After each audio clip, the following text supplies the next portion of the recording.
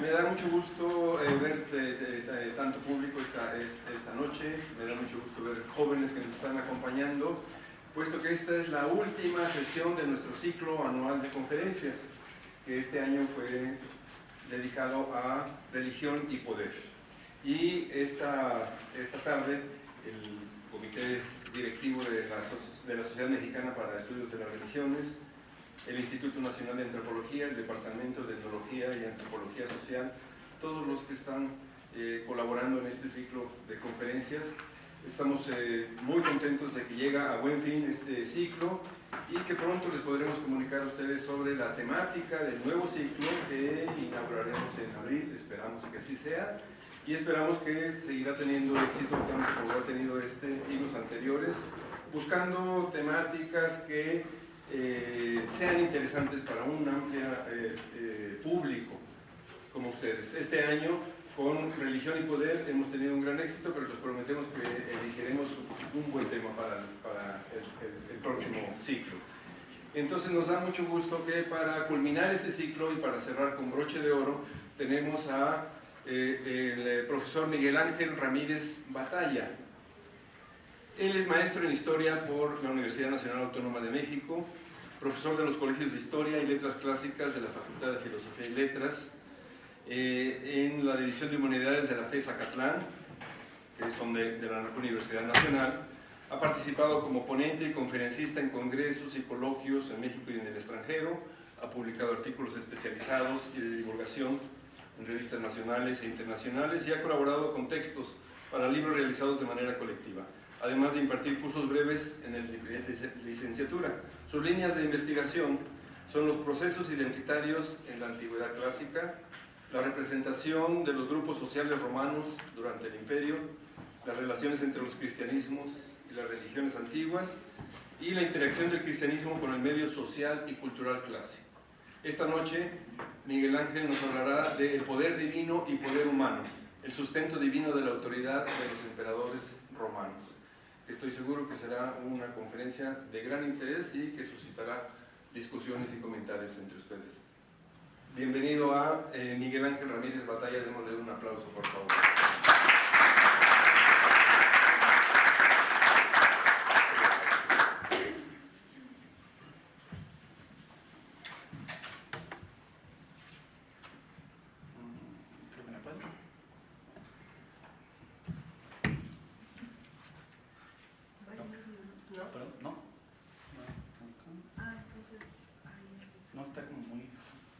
Muy apretada la pinza.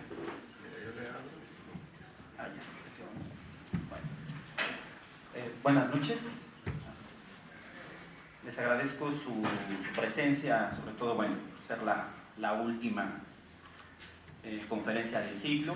Es decir, que ya está casi a punto de cumplir la mayoría de edad, me parece. Ya cumplió la mayoría de edad.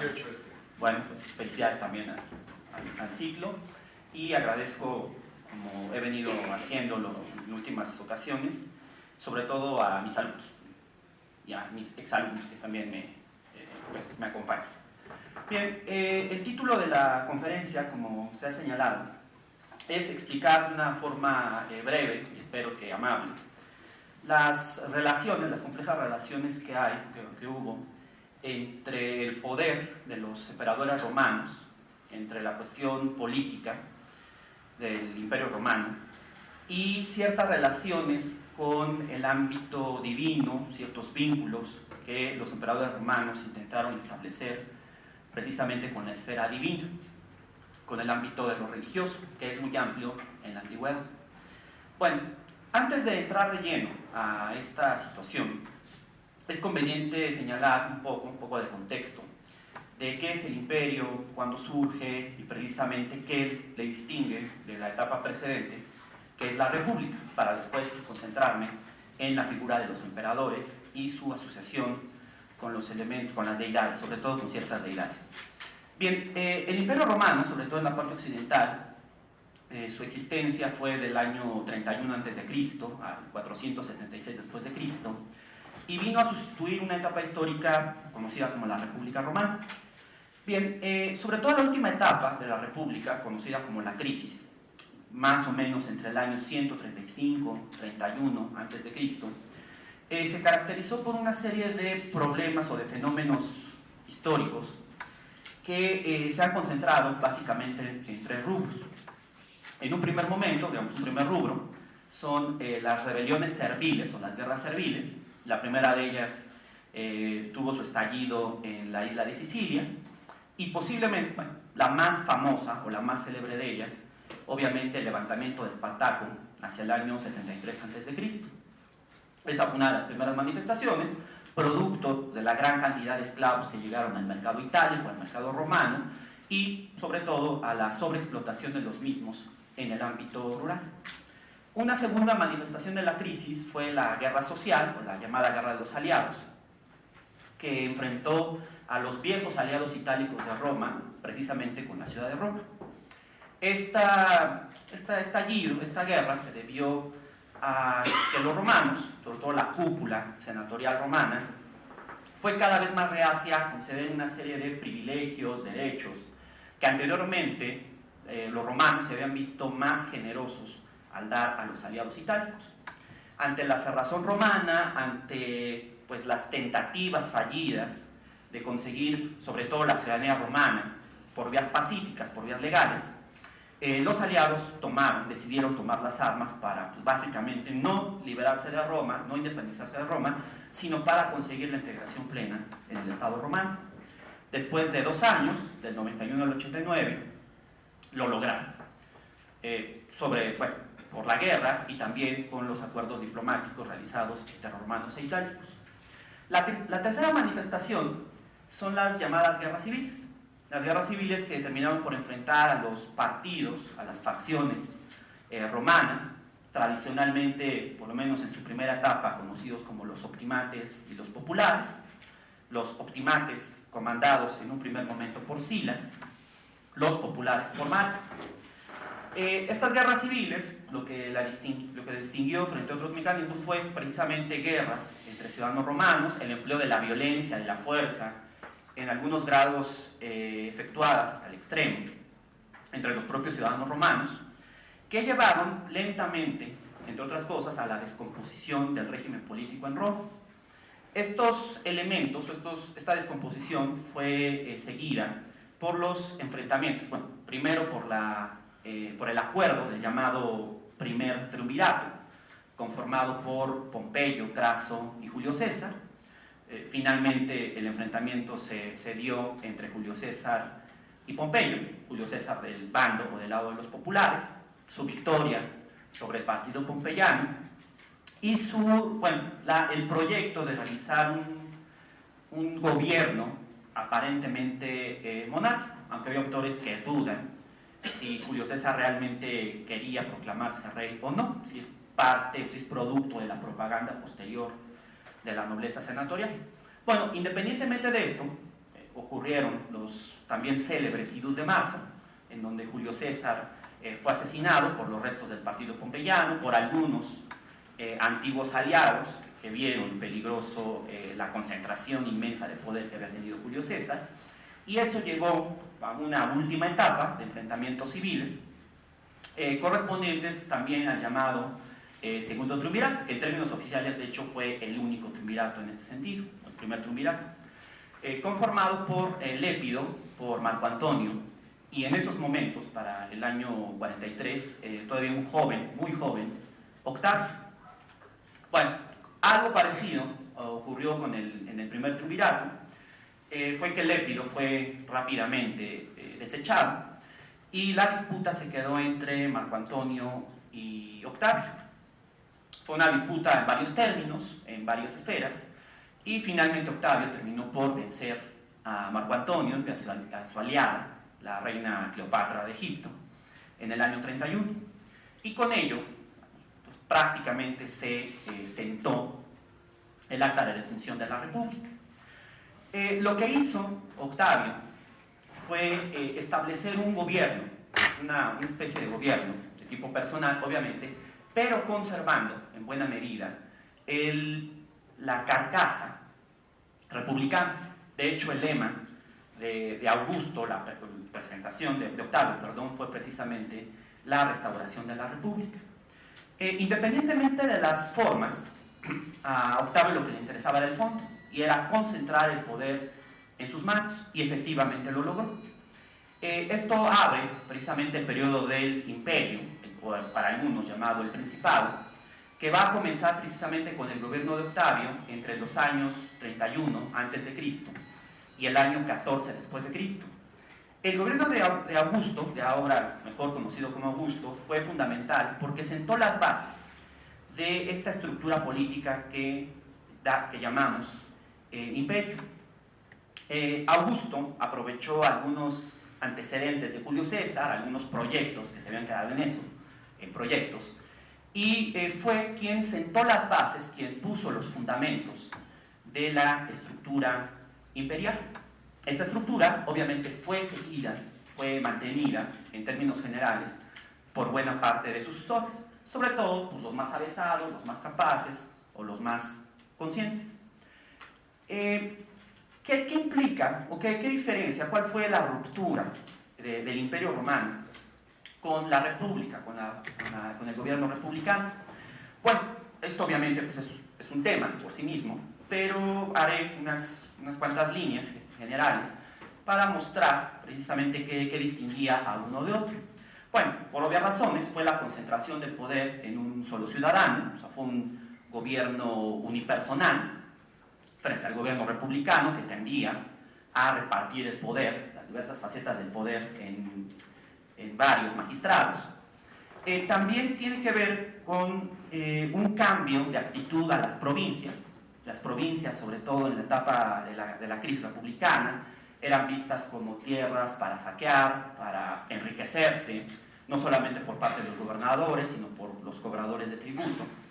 Y Augusto, tomando el precedente de Julio César, vio que era necesario cambiar la perspectiva.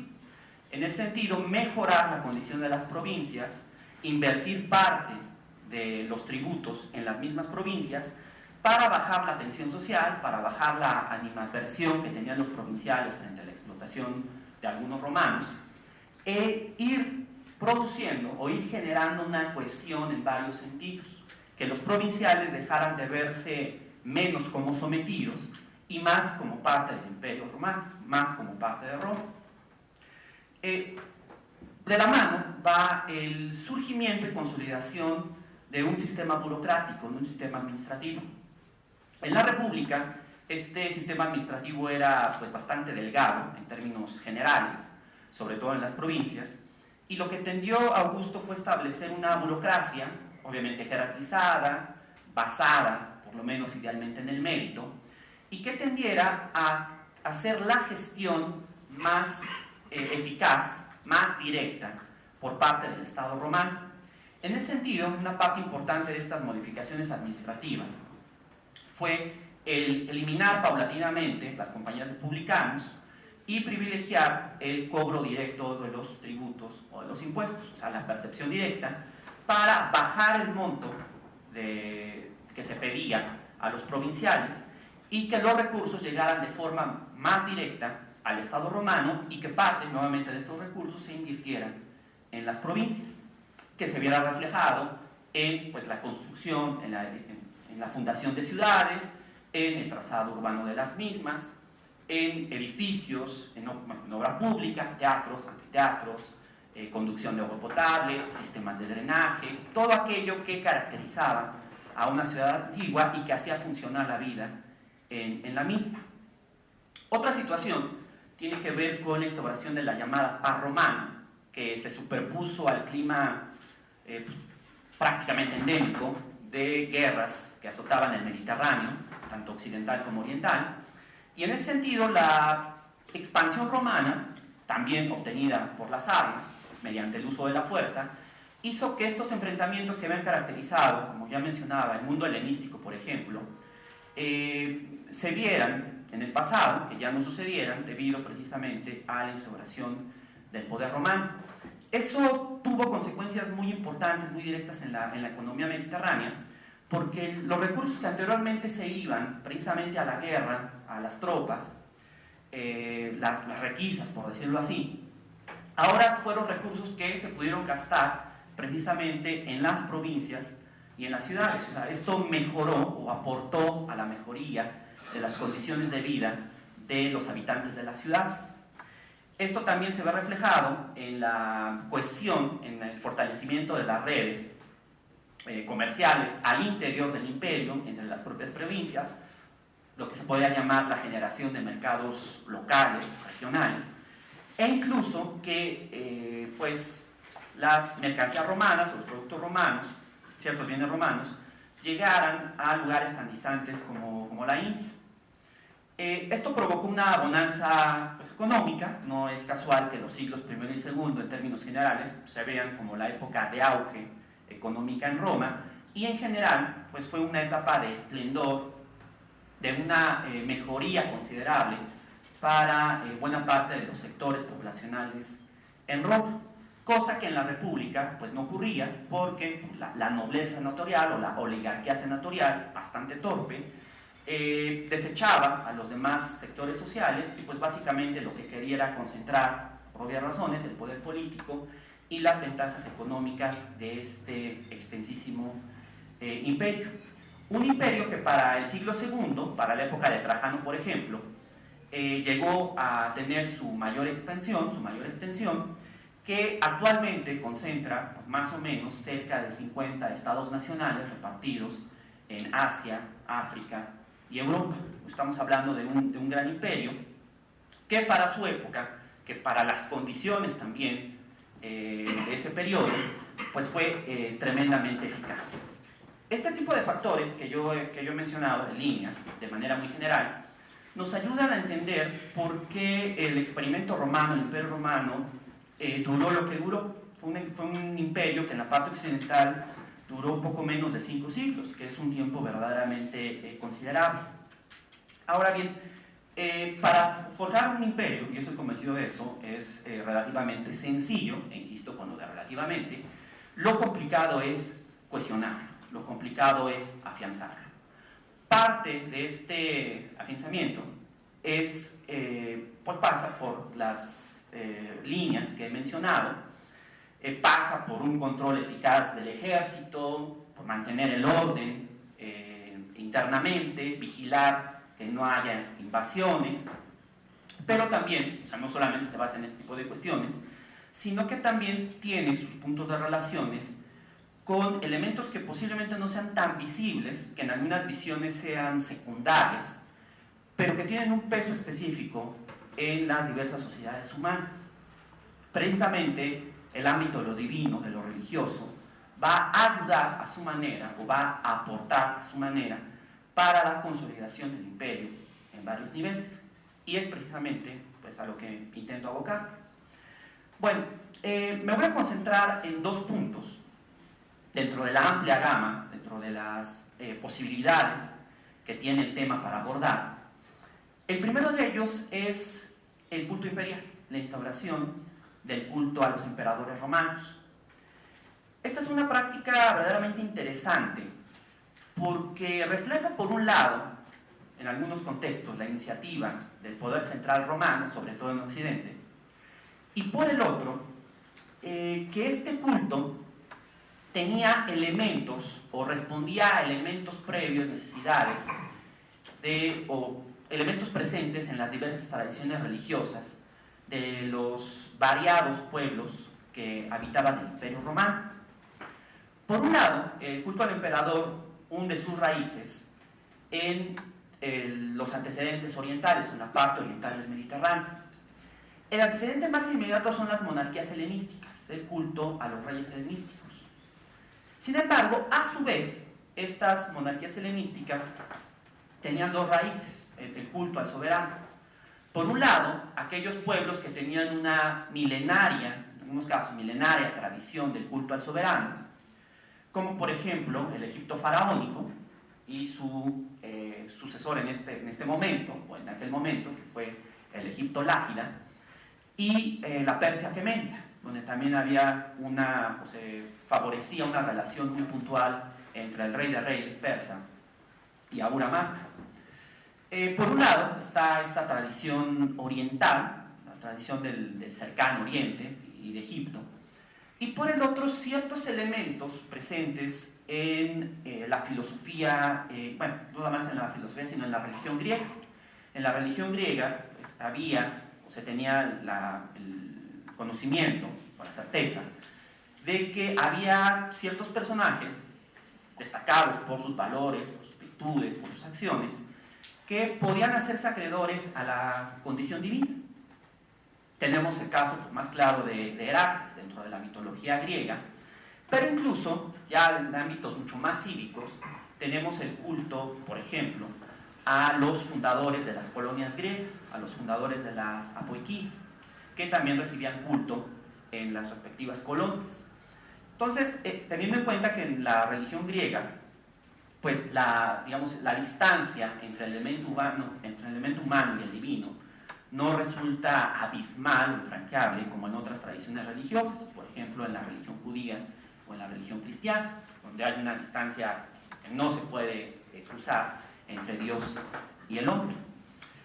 Por parte de la filosofía había ciertas pues, nociones de Aristóteles, presentes en la obra aristotélica, que no son propiamente nociones o convicciones del propio Aristóteles, pero que marcaban, por ejemplo, en la política, en su texto de la política, que aquel sujeto que destacaba por encima de los demás, por sus cualidades, por sus virtudes, era injusto que se plegara precisamente a la masa, y que al contrario, debía ser, y lo menciona textualmente Aristóteles, debía ser considerado, o podría ser considerado incluso como un dios entre los hombres.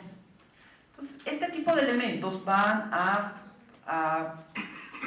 justificar el hecho de que los soberanos helenísticos reclamen un culto por parte de sus súbditos. Digamos, este es el antecedente oriental, y lo estoy simplificando, de hecho, pues bastante. Pero también del lado romano había ciertos precedentes. En el lado romano, por ejemplo, figuras como, bueno, desde antes, se tenía el convencimiento de que cada hombre tenía un genio, una especie de ente, aquí no me quiero poner muy específico, que acompañaba al ser humano durante su existencia, durante su vida. En la época de la crisis republicana hubo ciertos personajes como Mario, Escila, Julio César y Pompeyo, por mencionar algunos, que presumieron una relación cercana con algunas divinidades, particularmente con la fortuna, o en el caso de Pompeyo y Julio César, con la diosa Venus. De hecho, Julio César se ufanaba, se jactaba de que su gens descendía precisamente de Venus, por parte de Anquises, del hijo de Venus, de Anquises y Venus, el hijo Eneas, que era el antepasado más remoto de la gens Julia. Entonces tenemos que en el ámbito republicano ya también había ciertas nociones de individuos excepcionales, obviamente, que tenían relaciones, que tenían vínculos muy, muy cercanos con ciertas divinidades. Bueno, es, en términos generales, estos antecedentes, estos diversos elementos, que van a sentar las bases